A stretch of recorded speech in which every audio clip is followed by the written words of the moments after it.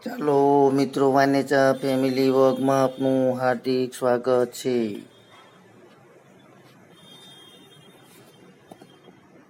સરસ મજાની આજે આપણે જે રેસીપી બનાવવાની છે તે હું તમને બતાવીશ મિત્રો. સાંજનો સમય છે, સૂર્ય પણ અસ્ત થઈ રહ્યો છે, અંધારું થઈ ગયું છે મિત્રો. તો ચાલો આજે સરસ મજાની આપણે જે રેસીપી બનાવવાની છે તમને હું પૂરેપૂરી બતાવીશ. જેનું નામ છે સરસ મજાની આજે આપણે દાળ પકવાન બનાવવાના છે મિત્રો. તો ચાલો તેના માટેનું મટીરિયલ થોડુંક તમને બતાવી દઉં, અને જેમ જેમ બનાવીશ તેમ તેમ તમને હું બધી જ વસ્તુ અંદર જે ઉમેરીએ તે બતાવી. સૌપ્રથમ આપણે ચણાની દાળ લીધેલી છે, જે 2 કલાક પહેલાં પલાળીને રાખી હતી. તેમજ આપણે ચટણી માટે તેની સાથે ખાવા માટે સરસ મજાની જે ચટણી તૈયાર કરશું તેમાં આંબલી, ખજૂર અને ગોળ, ટમેટું વગેરે લીધેલું છે. જે સરસ મજાની પછી આપણે ચટણી તૈયાર કરશું, અને ચણાની દાળને હવે આપણે તેની અંદર જે ઉમેરવાનું છે તે ઉમેરી દઈએ. જે મરચી અને ટમેટાં અંદર ઉમેરીને સરસ રીતે આપણે તેને બાફી લઈએ મિત્રો. ચાલો તો એની અંદર થોડીક હળદર પણ ઉમેરી દઈએ, થોડુંક સ્વાદ પ્રમાણે મીઠું પણ ઉમેરી દઈએ.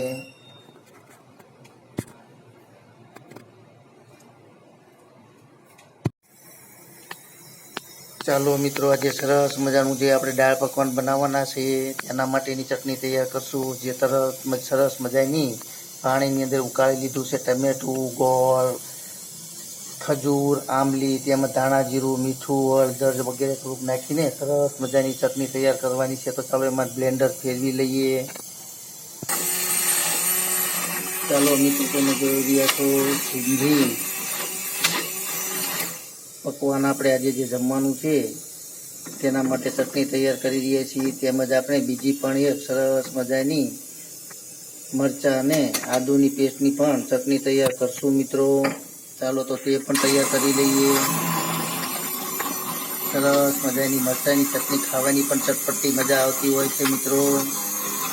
તો ચાલો તમે પૂરેપૂરી રેસીપી જોઈજો. એક ચટણી તૈયાર છે, તેમજ મરચાંની પણ ચટણી તૈયાર છે, તેમજ આપણા હવે દાળ પણ ચોખાઈ જવા આવી છે મિત્રો. તો ચાલો પૂરેપૂરી રેસીપી જોઈજો, કારણ કે આજે આપણે સરસ મજાની ચાલો મિત્રો આપણી ચટણીને સરસ રીતે ઝારાની અંદર ગાળી લઈએ, કે જેથી કરીને આંબલી તેમજ ખજૂરના જે સોતરા હોય તે અંદર રહીએ નહીં મિત્રો, અને સરસ મજાની આપણી લીચી ચટણી તૈયાર થાય. તો ચાલો હવે આપણે જે પછી આગળ દાળ પકવાનની બનાવશું તે રીતે હું તમને બતાવીશ મિત્રો. ચાલો મિત્રો, આજે સરસ મજાના આપણે સિંધી સ્ટાઇલથી દાળ પકવાન તૈયાર કરવાના છે. તેના માટે આપણે પકવાન બનાવવા માટે સરસ રીતે લોટને તૈયાર કરી લઈએ. તેની અંદર તમને હું બતાવી રહ્યો છું કે ઘઉંનો લોટ, મેંદાનો લોટ તેમજ રવાનો લોટ આપણે લીધેલો છે. 3 લોટ મિક્સ કરીને તેની અંદર આપણે સરસ રીતે આખું જીરું શેકેલું છે, તેમજ મરી પણ છે તે જ અંદર ઉમેરી દેવાના છે મિત્રો. તેમજ સ્વાદ પ્રમાણે મીઠું. સરસ રીતે આપણે લોટ બાંધીને તૈયાર કરશું પકવાન બનાવવા માટે મિત્રો. તેમજ અંદર મોવણ માટે તેલ ઉમેરશું.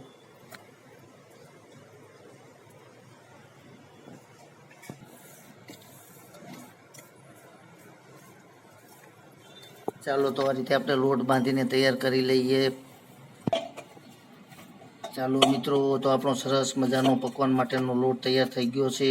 અને આ તમને ફરીથી પણ કહી દઉં કે અંદર 3 પ્રકારના લોટ છે.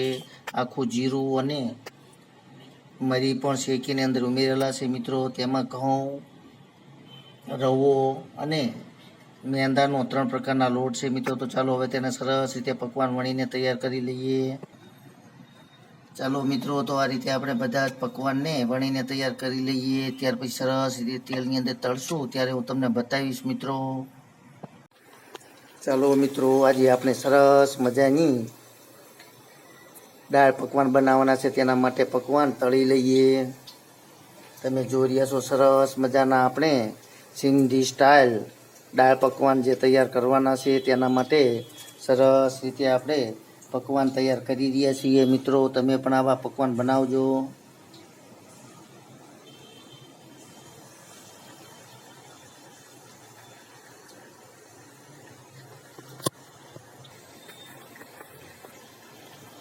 ચાલો મિત્રો, તમે જોઈ રહ્યા છો સરસ મજાના પકવાન તૈયાર થઈ ગયા છે.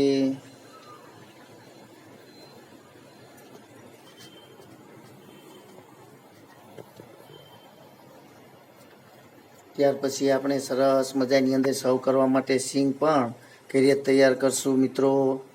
મસાલા સિંગ તેમજ દાળ પણ આપણે આમાં વઘારવાની હોતી નથી, પરંતુ દાળ આપણી બફાઈ જાય એટલે અંદર જે જે ઉમેરવાનું છે તે પણ હું તમને બતાવીશ મિત્રો. તો ચાલો હવે બધા જ પકવાન આ રીતે તળીને તૈયાર પહેલાં કરી લઈએ. ચાલો મિત્રો, હવે આપણે સરસ મજાની મસાલા સિંગ પણ તૈયાર કરી લઈએ. જે તેલ આવી ગયું છે તેની અંદર સિંગને તળીને તૈયાર કરશું ઘીરે તે મિત્રો.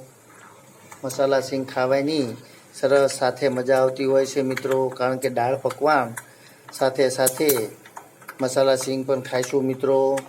તો ચાલો એને સરસ રીતે પહેલાં તળી લઈએ અને પછી મસાલા સિંગ તૈયાર કરીએ. ચાલો મિત્રો, સરસ મજાની આપણી સિંગ તળાઈ ગઈ છે. તેમાં સ્વાદ પ્રમાણે મીઠું, કારણ કે તે મસાલા સિંગ તૈયાર કરી રહ્યા છીએ તે સાથે સર્વ કરવા માટે મિત્રો. તેમાં થોડીક મરી મસાલાનો પાવડર પણ નાખશું, તેમજ તીખું મરચું,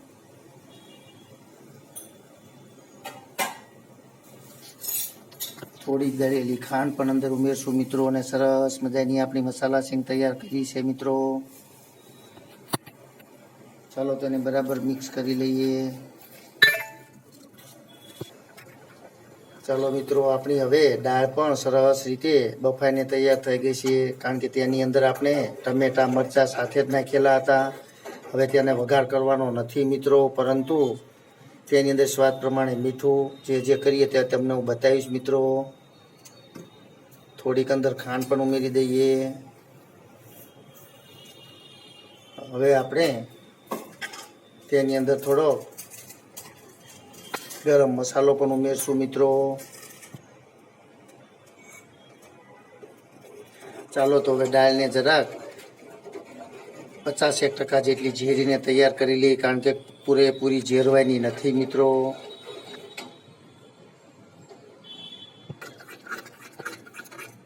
આ રીતે આપણે દાળને સરસ રીતે 50% જેટલી ભાંગીને તૈયાર કરવાની છે મિત્રો.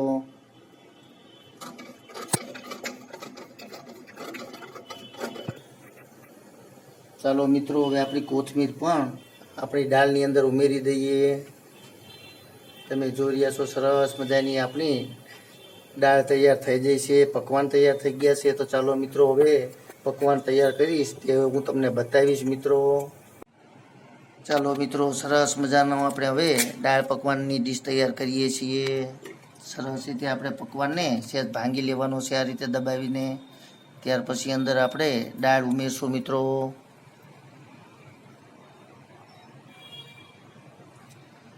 સરસ મજાની આપણે ડીશ તૈયાર કરવાની છે મિત્રો. તમે જોઈ રહ્યા છો સરસ મજાનું આપણું દાળ પકવાન તૈયાર થઈ રહ્યું છે.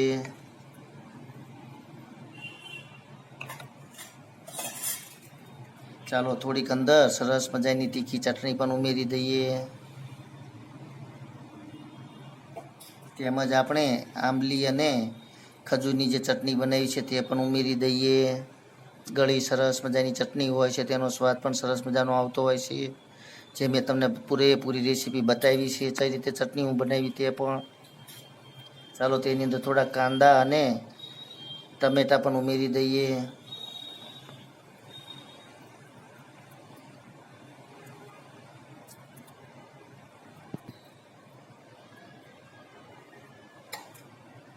ચાલો થોડીક અંદર સેવ પણ ઉમેરી દઈએ મિત્રો. તો આ રીતે આપણે સરસ રીતે થોડીક અંદર આપણે જે સિંગ તૈયાર કરેલી છે મસાલા સિંગ તે પણ ઉમેરી દઈએ.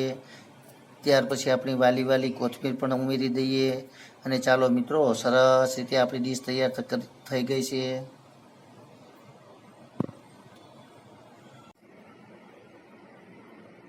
ચાલો મિત્રો, સરસ મજાનો આપણો સિંધી સ્ટાઇલ અને સ્વાદિષ્ટમાં પણ ભરપૂર એવી સરસ મજાની આપણી દાળ પકવાન તૈયાર થઈ ગયું છે મિત્રો. તમે જોઈ રહ્યા છો. તો ચાલો તમે પણ જમવા માટે પધારો મિત્રો.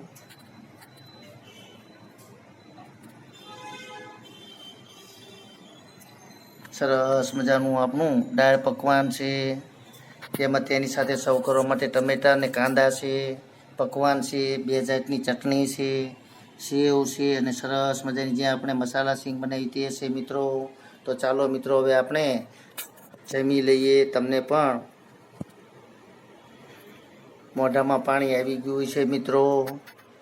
અને તમે પણ ઘીરે આ રીતે સરસ મજાનું દાળ પકવાન બનાવજો મિત્રો, કારણ કે ખાવામાં ખૂબ જ મજા આવતી હોય છે.